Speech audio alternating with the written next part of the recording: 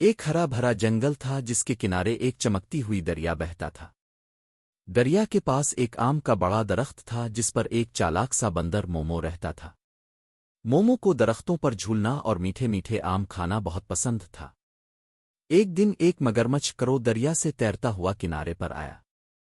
اس نے مومو کو آم کھاتے دیکھا اور کہا، اے بندر، یہ آم تو بڑے مزے کے لگتے ہیں، کیا مجھے بھی ایک دو گے؟ مومو نے خوش دلی سے ایک آم نیچے پھینکا۔ کرو کو آم بہت پسند آیا اور وہ روز آنے لگا۔ یوں دونوں کی دوستی ہو گئی۔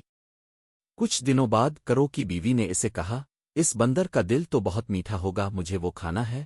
کرو پہلے ہچکچایا لیکن پھر بیوی کے کہنے پر مان گیا۔ اس نے مومو سے کہا، میرے ساتھ دریا کے پار چلو، وہاں تمہیں ایسے آم ملیں گے جو تم نے کبھی نہیں کھائے۔ مومو خوش ہو کر کرو کی پیٹھ پر بیٹھ گیا۔ جب وہ دریا کے بیچ میں پہنچے، کرو نے سچ بتایا کہ اس کی بیوی بندر کا دل کھانا چاہتی ہے۔ مومو بہت ہوشیار تھا۔ اس نے سکون سے کہا، ارے دوست، دل تو میں درخت پر ہی چھوڑ آیا ہوں۔ کرو حیران ہوا اور واپس مڑ گیا۔ جیسے ہی وہ کنارے پہنچے، مومو فوراً درخت پر چڑھ گیا اور کہا، دل کوئی ایسی چیز تھوڑی ہے جو درخت پر رکھی جا سکتی ہے۔ کرو شرمندہ ہو کر واپس دریا میں چلا گیا۔ مومو نے سیکھ لیا کہ دوستی کے ساتھ احتیاط بھی ضروری ہے، اور وہ پھر کبھی دھوکہ نہ کھا سکا۔